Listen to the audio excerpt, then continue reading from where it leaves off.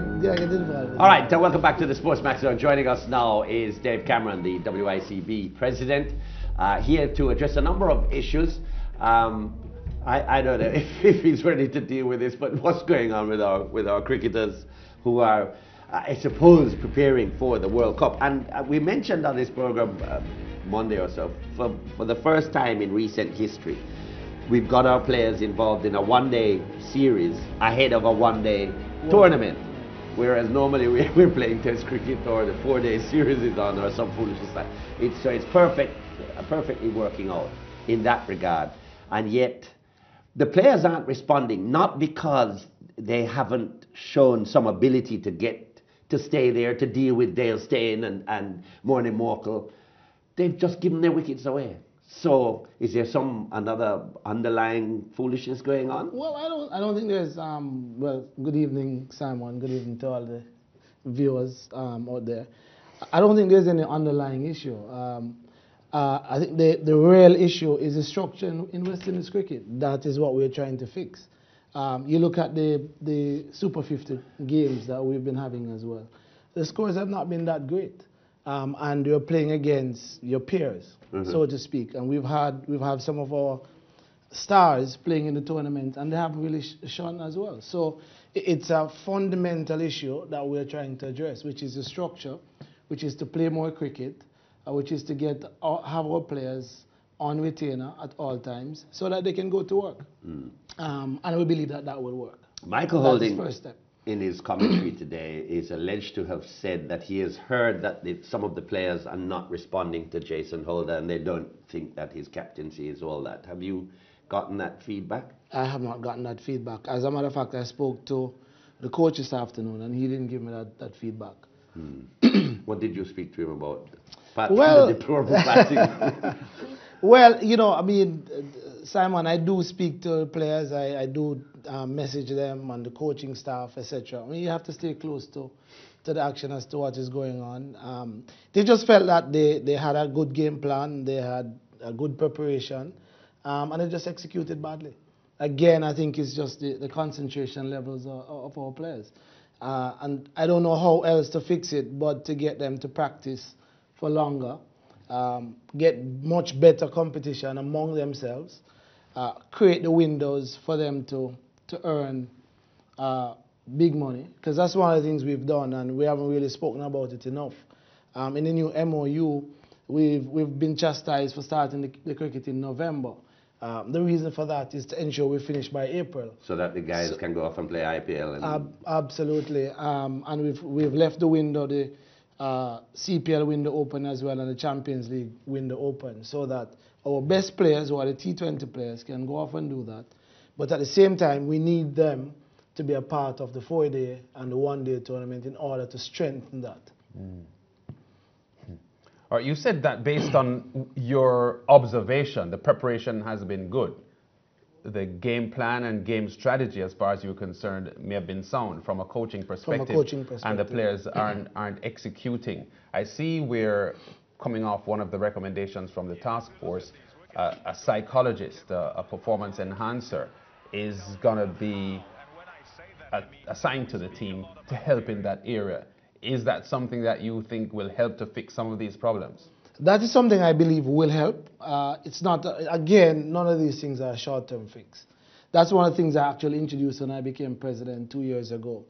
But the coach felt at the time, for whatever reason, with the balance. So we actually had Jason Scott Hamilton, who runs Elite, I can't remember the name of the company, out of the USA. Yeah, he was on this program. Was with the team for a couple of months. Yeah. For whatever reason, the coach didn't believe the balance and having him there all the time worked out. We've now had another report again, and my view, confirming my view from a long time, that we need to have somebody like that within the team. Again, we didn't believe introducing that person now to gain the trust of the players ahead of the World Cup was the best thing. So the plan is to do it after the World Cup. So we're now engaging in recruiting someone. You're quoted as saying that you gave no direction for Dwayne Bravo and Kyron Pollard to be omitted from this squad for the one-dayers and, of course, the World Cup. Why really should we believe that you wouldn't have given instructions, given their role in the withdrawal from India? Well, Simon and viewers, if you have been in my boardroom since this whole incident in India, you would have actually, again, and have to apologize to all the fans in the Caribbean for what happened. But if you've been in the boardroom, you'd have realized that I have actually been the one who've been trying to manage the situation in a more cordial way with where the players are concerned. If it was for some of my directors, the entire team would have been sacked. Now I believe we have some of your fans as well. I tell you. We a lot of the fans. But we have a responsibility, Simon. I don't believe that, unfortunately, Bravo was, I don't know how to actually put it, because I know that Bravo didn't write those letters. I mean, that's a fact. So he was actually put in a particular situation. And I said that to him. We sat down in South Africa on the 5th of January. And the discussion was, Bravo, when I became president, I sat down with yourself, Wavell Hines, and Darren Sammy at the Hyatt. And we agreed we are creating a different dispensation going forward. If there are issues, you pick up the phone, you call me, we have a discussion. Prior to the incident in India, Bravo called me from India that he was concerned about the team that we were sending. I said, but Bravo, I don't understand. You mean the makeup of the team? The makeup of the team.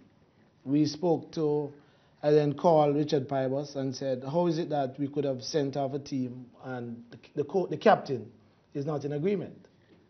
Mr. Bravo then agreed. I said I would call him back.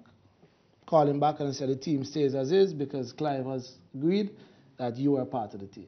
That's the last conversation I had with Mr. Bravo. You were a part of the team that, what, that decided on the team? No. I'm saying the team to India. Yes. So I'm saying is the relationship I have with Mr. Bravo is one that we have an issue.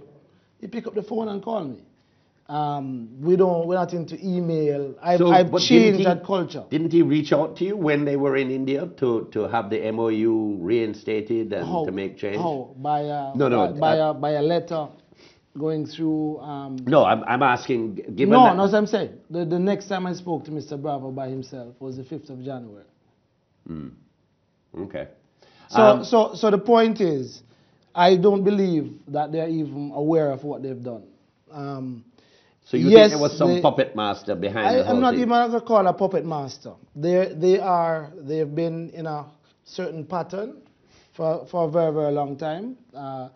My view beginning in some 1998, they've gotten this power and they've forgotten what West Indies cricket stands for. What this means to all of us. And given your understanding of that or your assessment, you still maintain that having forgotten what the big picture is all about, you didn't say, well, that's why they shouldn't be a part of this setup. No. My view and remains that the selectors must pick the best team, and that team includes not necessarily the best averages, but the best players in their estimation, because they are the ones who have been will be called to account. And as my good friend Billy Heaven says, you can't buy dog and bark. So we have selectors. I'll get an oh, okay, I got it. I was going to ask you to explain that for our viewers, but I think they got it as well. Let's take a break. We'll come back with the President of the WICB in just a moment.